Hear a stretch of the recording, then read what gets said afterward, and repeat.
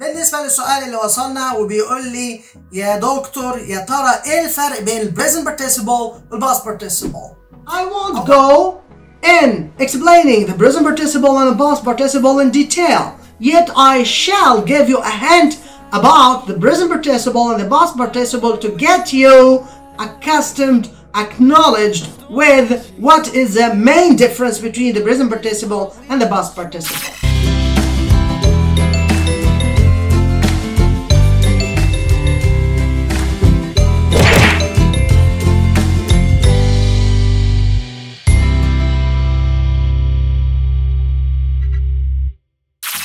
In the name of Allah, the most gracious, the most merciful. Hello there. Hope you are doing well. I am Dr. Alamir, a lecturer of English language and literature. And this is Alamir Hindawy, my YouTube channel for academic lectures in English language and literature. So welcome to my wallet. So the first one is delivered by Mahmoud As-Saeed, and he said that please, I want to know what's the difference between the present participle and the past participle. First of all, you should know that the present participle or the past participle, or in American way, participle. So the American way of pronouncing the word participle is participle. So whether it is the present or the past participle or participle, they are a classification of the verb according to the criteria of conjugation. That is to say, we have the classification of verbs in English language according to different criteria. One of them is the conjugation. It could be classified according to the tense, according to the mood, according to the transitivity, or anything else. What are the modals? The modals are 13 that I told you. Number 1, will, would, shall, should, can, could, may, might, must, ought, used, dare, need. And the rest of English verbs are completely conjugated verbs. أي فعل غير ال 13 الموديل دول هو عبارة عن 5 تصريفات. 5 تصريفات وليسوا 3. ايه هم ال5 تصريفات؟ Infinitive, present simple tense, present participle, past simple tense, past participle. يعني ان اي فعل non-modal in English, whether it is regularly or irregularly conjugated, سواء كان التصريف بتاعه على نحو اعتيادي او على نحو شاذ، هو عبارة عن 5 تصريفات اللي هم infinitive. وليكن مثلا على سبيل المثال هناخد مثالين من الافعال، واحد منهم عادي والتاني شاذ. فهقول to speak, to ask. This is an infinitive. Present simple tense, speak, ask. Present participle, speaking, asking. Past simple tense, spoke, asked. Past participle, spoken, asked. So these two conjugations could work as adjectives.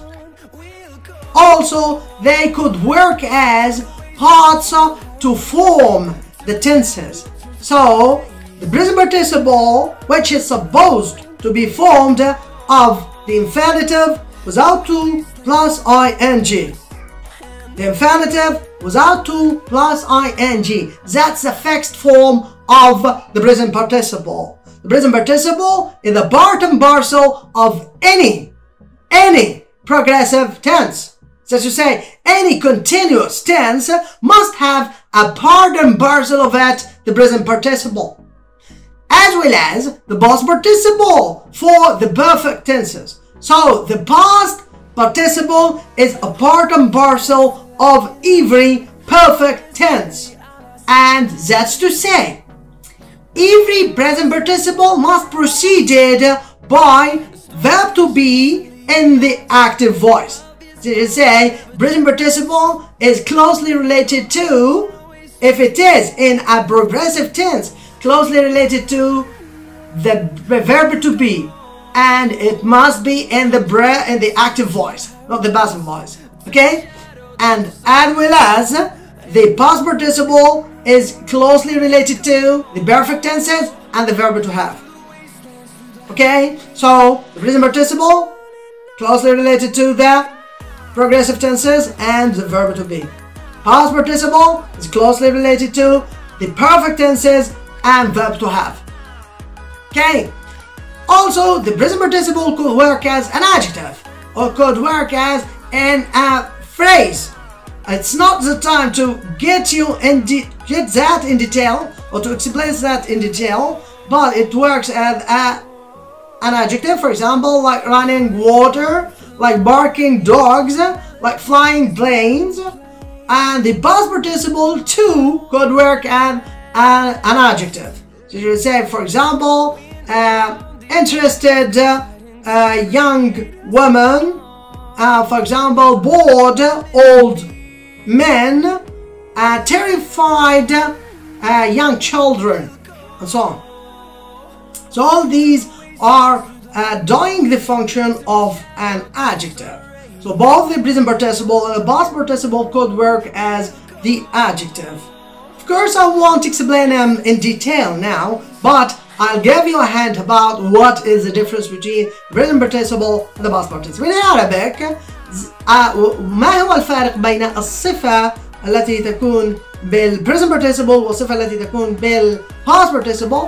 هو أقرب ما يكون لاسم الفاعل واسم المفعول، بمعنى أن الصفة المؤثرة عندما نتكلم عن present participle والصفة المنفعلة أو المتأثرة عندما نتكلم عن past participle as an adjective. Okay? So present participle كده والpast participle هما عبارة عن تصريفين من تصريفات أي فعل تام التصرف. كذلك الأمر هما قرينان للأزمنة المستمرة بالنسبة present participle وقرين للverb to be في المبني للمعلوم، وبالنسبة past participle هو قرين للأزمنة التامة وقرين للverb to have. كذلك أن present participle والpast participle على السواء يقومان مقام الصفة، إلا أنه في present participle يكون مقام الصفة الفاعلة أو من يقع منها التأثير، وأما عن past participle فهو الصفة المنفعلة أو ما وقع عليها التأثير. ولا بد أن أحيط سيادتكم علما بأنه قد يخطئ البعض ويعتقد بأن past participle هو صفة للأشخاص والpresent participle هي صفة الأشياء، وهذا كلام خاطئ. لا، الأصح أن present participle هو صفة من يقع منه الحدث والpast participle هو صفة من يقع عليه الحدث، بدليل أنني ممكن أن أستخدم نفس الصفتين لنفس الشخص. على سبيل المثال لو قلت Jack or Alan is a boring character, so you say he causing boredom for anyone sitting with him، يعني أنه يصدر منه الملل، أنه شخص ممل. كذلك لو قلت Alan is a bored boy، أنا أقصد هنا أنه هو يقع عليه الملل، يعني هو يشعر بالملل لكن لم يصدر منه الملل. فنرى كما نرى أن هذا هو شخص واحد وصدر عليه الوصفين، فوصف present participle بمعنى أنه هو من يصدر منه الحدث، أو وصف past participle باعتباره هو من يقع عليه الحدث. فpresent participle من يصدر منه الحدث أو ما هو الفاعل، والpast participle هو من يقع عليه التأثير أو المنفعل. وبكده يبقى عرفنا إيه معنى present participle ومعنى past participle.